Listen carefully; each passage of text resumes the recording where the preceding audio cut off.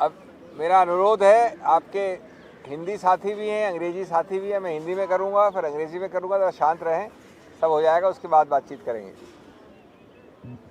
और आप लोग सब यहाँ हैं, मैं शुरू कर रहा हूँ। ये हिलाएंगे तो गिर जाएगा, ये गिरने के लिए तत्पर है। ये करें शुरू साहब? हाँ। दोस्तों, धन्यवाद। झारखंड के विषय में पूर्व मुख्यमंत्री हेमंत सोरेन के विषय में बहुत महत्वपूर्ण कानूनी, राजनीतिक मूल मुद्दे उठते हैं। पहली बात, मैं कानूनी पे कोई खास टिप्पणी नहीं करूंगा, क्योंकि मैं खुद पेश होके आया हूं उच्चतम न्यायालय ने, जिन्होंने कल मामला निश्चित किया है, लगाया है कोर्ट में। तो इसलिए मैं उस विषय में बहुत कम, नहीं के बराबर बोलूँगा। लेकिन इसका जो राजनीतिक आयाम है, वो पहले मैं आपको अवगत कराऊं। एक बहुत ही भद्दा, घिनौना, भर्त्सना योग्य, और सब चीज़ें अगर आप भूल जाएं तो ये सर्वविदित है कि लगभग, मैं अप्रॉक्सीमेट दे रहा हूं, 48, 48 या 47 का बहुमत सरकार को है वहां पर, सत्तारूढ़ पार्टी को। 48 मान लें, 47 मान लें, कोई फर्क नहीं पड़ता। सब कुछ मान लें विपक्ष की तरफ पे झारखंड में, तो 32 है, 31 है, 33 है, कुछ भी मान लें फिगर, कोई फर्क नहीं पड़ता वहां पे। अब जब कल वाले जो मुख्यमंत्री हैं, जिन्होंने बाद में इस्तीफा दिया और जाके राज्यपाल के भवन में औपचारिक रूप से कहा, और उसके बाद सूची दी गई, और सूची के अलावा सर्वविदित है, सबको पता है कि ये बहुमत है 48 या 47 का। तो मेरा पहला मूल प्रश्न है कि गणतंत्र लोकतंत्र में आज हम 12 बजे, 11:30 बजे यहाँ खड़े हैं, माननीय राज्यपाल जी ने अभी तक क्यों नहीं नियुक्त किया मुख्यमंत्री? क्यों नहीं किया? ये देश, जनता जनार्दन पूछ रही है आपसे। एक बड़ा सरल प्रश्न है, और इसका उत्तर है सत्तारूढ़ पार्टी केंद्र और विपक्ष पार्टी झारखंड का सन्नाटा। दूसरा प्रश्न, झारखंड से बिहार कितना दूर है? बॉर्डर्स जुड़ते हैं, लगते हैं, उसी प्रदेश का बाद में बना था झारखंड। बिहार में जब अभी हुआ माननीय नीतीश बाबू के साथ, माननीय पलटू कुमार जी के साथ, तो कितनी जल्दी आपने राज्यपाल जी ने वापस एक मुख्यमंत्री नियुक्त किया? कितना समय लगा था? चंद मिनट, चंद क्षण। ये आपके सामने एक प्रमाण, प्रत्यक्ष प्रमाण, एक हफ्ते भी नहीं हुआ उस बात को। नंबर 3, आप इंतजार क्यों कर रहे हैं? माननीय प्रधानमंत्री के ऑफिस और गृह मंत्रालय से इंस्ट्रक्शंस के इंतजार कर रहे हैं? आप ये इंतजार कर रहे हैं? और ये चौथा एक प्रश्न है बहुत महत्वपूर्ण, कि किस प्रकार से येन प्रकारेण, कुछ भी करके, अंग्रेजी में कहावत है हुक और by crook, more by crook and less by hook, आप दलबंदी करवाएंगे? आप 47 और 33 के आंकड़े को बदल के कुछ और करेंगे? वैसे देश को इसमें बिल्कुल भी आश्चर्य नहीं होगा, क्योंकि सबसे सुप्रसिद्ध, विश्व में, भारत में नहीं विश्व में, अखिल भारतीय स्तर पे जो विश्वविद्यालय बनाया गया है बीजेपी द्वारा, वहाँ सिर्फ 2 डिग्रीज दी जाती हैं, एक पीएचडी और एक पोस्ट डॉक्टरल। पीएचडी और पोस्ट डॉक्टरल दी जाती है बहुमत की सरकारों को गिराना कैसे, और अल्पमत के लोगों को के द्वारा सरकार बनाना कैसे। तो क्या आप उस विश्वविद्यालय की शोध और पोस्ट डॉक्टरल शोध का इस्तेमाल करने के लिए समय खरीद रहे हैं माननीय राज्यपाल के जरिए? नंबर 5, या फिर आप राष्ट्रपति शासन की बात कर रहे हैं? कुछ भी हो जाए, इस देश में कोई विपक्ष की सरकार, कोई राजनीतिक रंग जो भगवा के अलावा हो, वो रहना नहीं चाहिए। अगर रहेगा तो हम केंद्र से और हम बीजेपी के स्टेट यूनिट्स ये आश्वस्त करते हैं जनता जनार्दन देश को कि कम से कम इस बार चुनाव के पहले ही हम 99% राजनीतिक पार्टियों के लोगों को या तो अरेस्ट कर लेंगे या हटा देंगे या दल बदल द्वारा सरकारें गिरा देंगे। आज 75वें वर्ष आप हर दिन इतने भाषण देते हैं अमृतकाल के, उस अमृतकाल की परिभाषा आपने उस न्यू इंडिया, नवी इंडिया की परिभाषा ये कर दी है, गौरवशाली विश्व का सबसे बड़ा गणतांत्रिक देश।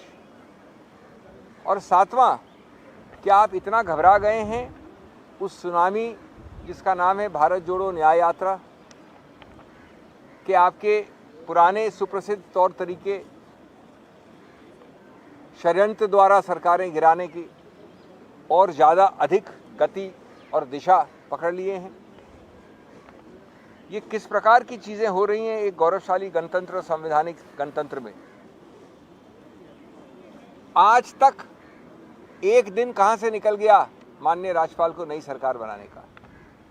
मैं अभी आपको उच्चतम न्यायालय के सामने जो पक्ष हमने दिया है उसकी बात नहीं करूंगा, क्योंकि उसमें हमने कई और आरोप लगाए हैं। क्योंकि वो कल आ रहा है और मैं खुद पेश हो रहा हूं, इसलिए मैं वो अनुशासन के अंतर्गत काम करूंगा। उसमें और कई चीज़ें कही गई हैं, तो सिर्फ ग्राउंड्स बोल रहा हूं मैं, कोई उसके बारे में, निर्णय के बारे में नहीं बोल रहा हूं। किस प्रकार कल माननीय उच्च न्यायालय ने इतनी जल्दी आदेश दिया 8 और 9 बजे के बीच में कि आज वो मामला लिस्ट हो, और 9 बजे किस प्रकार हमारे वकीलों ने ईडी को इसका इंटीमेशन दिया, सूचना दी, और उसके बाद 10 बजे कोई व्यक्ति जाता है राज्यपाल के घर में और वहाँ पर आप अरेस्ट कर लेते हो उसको, ये बात जानने के बाद कि आज मामला लगा है। वो सब चीज़ें हम कल कोर्ट में बात करेंगे। जैसा मैंने कहा, मैं यहाँ बात नहीं कर रहा हूँ, लेकिन मूल मुद्दा है कि इस प्रकार से गणतंत्र का हत्या जो आप दिन प्रतिदिन कर रहे हैं, उसका कोई ना कोई जवाबदेही तो होगी, और आपके ज़रिए देश जवाबदेही मांग रहा है, हम मांग रहे हैं। और हम ये कहेंगे कि आज जो आपने पार्टनरशिप की है एजेंसियों के साथ, जो आपने दुरुपयोग किया है संस्थाओं पे प्रहार करके, जो आपने एजेंसीज़ को अपना एक पपेट तो क्या कहें, उससे भी नीचे एक स्लेव बना दिया है, जिस प्रकार से आज आप हर चीज़ में किसी प्रकार का विरोध, गणतांत्रिक विरोध अंत करना चाहते हैं इस देश में, ये मूल मुद्दे देश के सामने हैं, ये मूल मुद्दे उच्चतम न्यायालय के सामने हैं, और हम कल वापस आपसे बातचीत करेंगे इस विषय में। Friends, very briefly in English, had Hemant Soren joined the NDA, there would have been a different scene. He would have been washed through BJP's washing machine. You notice the rhyme between scene and machine. The BJP, friends, has established the world's most world-renowned university on an all-India basis, which gives only PhDs and postdoctorals on one theme alone: how to topple elected governments, how to convert majorities into minorities, how to encourage defections, how to create inducements. Number two, the BJP has created an authoritarian, absolutist and autocratic system in the world's largest democracy. They brook of no opposition. Let me tell you the latest in this multi-edition serial. I want to ask a fundamental constitutional legal question for which we have only received stunning silence for the last 18 odd hours. Yesterday in the Jharkhand Assembly, where the whole world knows that the figures are roughly 47 or 48 majority and roughly 33-32 opposition, after the Honorable Chief Minister had submitted his resignation to the Governor and a new Chief Minister with the numbers known was proposed, why has the Governor been paralyzed into inaction for the last 18 hours? A whole day will be over shortly. Why? No answer. Eloquent silence. Number two, hardly a week ago in neighboring Bihar, where the borders touch, how quickly did the governor swear in Honorable Mr. Paltu Ram for the 9th time? How much time did it take? A few seconds, a few minutes, versus 18 hours till today as we speak. Number 3, what kind of Einstein formula and arithmetic is the governor applying to calculate a self-evident fact given to him in writing with signatures? 48 versus 32 or 47 versus 33? Does it require rocket science to calculate that? Number 4, what is the explanation for this delay except silence? Are you waiting for instructions from the Prime Minister's office and the Honorable Home Minister's office? Number 6, or are you waiting to employ every possible way by hook or by crook, and more by crook and less by hook, to get MLAs to change sides, to offer inducements, to do horse trading? Because this is clearly your definition of New India. This is your vision of the 75th Amrit Kal. Or, my 6th question, are you waiting to impose precedence rule to remove a democratically elected government because you cannot see any other political color in India? The nation wants to know what the Honorable Prime Minister and what the Honorable Home Minister are thinking, because that alone counts.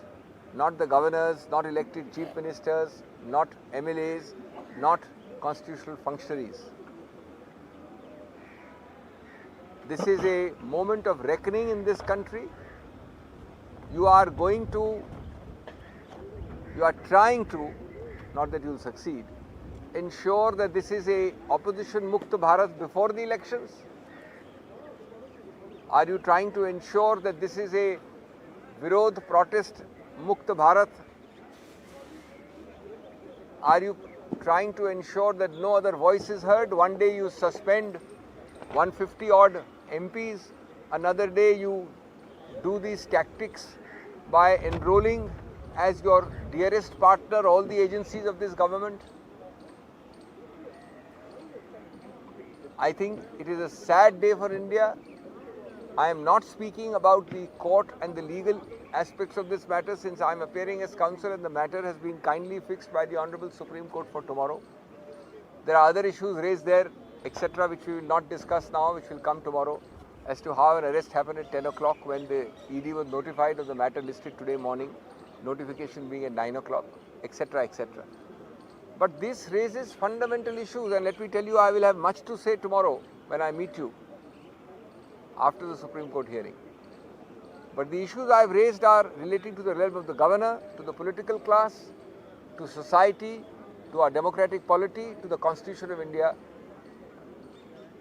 And we would like to shock the conscience of the nation through you.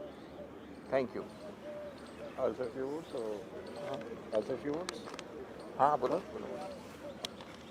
मेरे colleague कुछ कहना चाहेंगे आप? आदरणीय अक्षय मनु सिंघवी जी and मेरे press के मित्रों, अभी जो झारखंड में हुआ है ये आप देखोगे तो थोड़ा इतिहास में जाइए। झारखंड की जो जनता पिछली भाजपा सरकार को जो खिलाफ में वोट दिया था, कांग्रेस एंड जेएमएम को, उसका मुख्य कारण था कि जो भाजपा की सरकार है वो सरकारी जगह को, आदिवासी जगह को लैंड बैंक करके अपने पूंजीपति दोस्तों को देना चाहते हैं।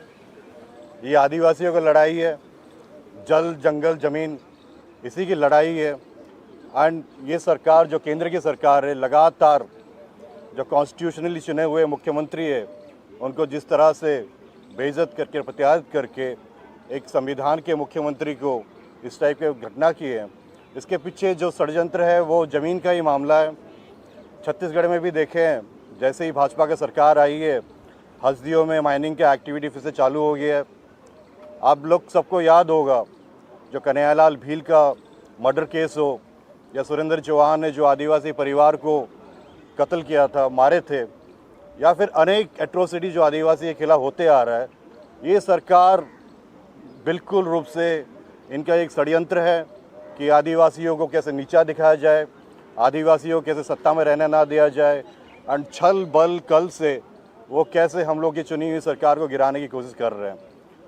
हम देखते आ रहे हैं 2014 से, जब से भाजपा की सरकार केंद्र में आई है, वो लैंड एक्विजिशन बिल को डाइल्यूट करने की कोशिश किए हैं, फॉरेस्ट राइट एक्ट को डाइल्यूट करने की कोशिश किए हैं, जो आदिवासी लोग अपने ज़मीन के लिए दावे करते आ रहे हैं, उसको भी रिजेक्शन रेट बहुत ज़्यादा बढ़ गया है। अभी जो 146 सांसद सस्पेंड हुए थे, इन्होंने, सरकार ने environment forest conservation act amendment bill पारित किया, जिससे कि जंगल का परिभाषा ही बदल दिया इसने। इससे बड़े बड़े प्रोजेक्ट्स अभी बिना ग्राम सभा की अनुमति से ये लोग अपने लैंड एक्विजिशन कर सकेंगे। फैक्ट्री स्कूल का निर्माण कर रहे हैं, जहाँ पे माइनिंग माफिया लोग प्राइवेट स्कूल आदिवासी को पढ़ा के अपने गांव से दूर लेके शहरों में पढ़ाए जाए। इस टाइप की अनेक घटनाएं हैं जो कि हम निंदा करते हैं। एंड महामहिम राष्ट्रपति कल पार्लियामेंट में पहली बार बोले, आपको याद होगा जब पार्लियामेंट का उद्घाटन हुआ था तब एक आदिवासी महामहिम राष्ट्रपति को भी बुलाया नहीं गया था। ये सब चीज़ है जो हम सोचते हैं कि हम आदिवासी समाज पे ये लोग का एक डायरेक्ट अटैक है, जिसको हम निंदा करते हैं, खंडन करते हैं। हम चाहते हैं कि जनता इनको ठीक जवाब दे। एंड जो लीगल इश्यूज है ये सिंघवी जी ने बोले हैं, बट ये आदिवासी समाज की तरफ से, हम आदिवासी सांसद की तरफ से इस चीज़ का खंडन करते हैं, निंदा करते हैं सरकार को। जिस प्रकार से एक आदिवासी मुख्यमंत्री को इस टाइप से वो लोग करके उसको सत्ता से हटाने की कोशिश किया गया। बहुत बहुत धन्यवाद। Thank you. बजट के बाद बोलेंगे भैया। हो गया ना झारखंड के इस पे। अगर झारखंड में कोई प्रश्न है तो पूछिए आप। झारखंड में प्रश्न है तो पूछिए। I am sorry, I should have asked him. Sir सरकार बचाने के लिए जैसा आप लोग आशंका जता रहे हैं कि राष्ट्रपति शासन या दूसरे तरीके से सरकार बनाने की कोशिश की जा सकती है, क्या विधायकों को झारखंड के बाहर शिफ्ट करने की कोई रणनीति पर आप लोग काम कर रहे हैं? देखिए, हमारी रणनीति एक अलग चीज़ है, न हमें वो शेयर करने की आवश्यकता है। रणनीति बनाने की आवश्यकता क्यों है, ये पूछना चाहिए। आप ऐसे आघात करते हो हमारे ऊपर। आप हमारे सांसदों और एमएलएस के पीछे भागते हो कि उनको दलबंदी कराओ, और फिर रणनीति हम बताएं आपको। तो ये तो गणतंत्र के एक मूल तत्व की बात है। और ये आप पहली बार नहीं देख रहे हैं। मैंने आपको बोला, विश्व की सबसे सुप्रसिद्ध विश्वविद्यालय है ये। विश्वविद्यालय का ब्रांच कर्नाटक में भी है, मध्य प्रदेश में भी है, अखिल भारतीय स्तर पे कई प्रदेश हैं, नॉर्थ ईस्ट में कई प्रदेश हैं। तो ये कब तक चलेगा? बेशर्मी की हद है ये, राजनीतिक मोटी चमड़ी की ये हद है। BJP Jharkhand incharge is already in Ranchi. There are high-level meetings happening, and we are told that B.L. Santosh, who is going to Ranchi for an RSS meeting, will also join in Exactly. the party. So, what do you expect? I am very happy that you have given these details. This is exactly what I just now said. I didn't take these names. Why is the governor procrastinating like Nero fiddling while the state waits for a chief minister? And at the same time, the three names you have taken are rushing hot haste to the capital. Why? This orchestration, you think, is not from the Prime Minister's office or the Home Minister's office? You think it's a coincidence that they are going to see the scenery of Jharkhand suddenly? And is it not blatant that a man who has 48 and I have 32 or 47 and 33 stakes his claim with a whole list signatures yesterday? Almost a day is passed, and the governor is doing what? Waiting for these people to tell him what to do. This is a shame. And these details, many more will come out. Just one more question, and this is from Delhi. One of your colleagues, Manishankar Iyer, has been furnished a notice by RWA saying that vacate the society if you do not apologize for your daughter fasting during the Ram Mandir against Ram Mandir. See, I would have dismissed it as laughable were it not tragic. I am only responding because these kind of incidents have a tragic color to it. I would never agree with you on 100 issues. I may not agree with Mr. Iyer, nor his daughter, nor other people. But that is not the issue at all. how can I not allow your right to disagree with me? And how, what legality and what constitutionality is there if I tell him to get out of his colony, or he tells me to get out of his colony because he doesn't like my face, he doesn't like what I wear, he doesn't like what I say. This is the definition of New India we are scared of. This is the approach to 75th Amrit Kal, which I think every right-thinking citizen should be terrified of, and this has nothing to do with whether that lady is right or wrong. I may not agree with her at all. That's not the issue at all. They will deliberately try to mix it up with that issue. He has a full right to disagree with me. Every neighbor disagrees with each other. Can one neighbor tell the other to get out of the house?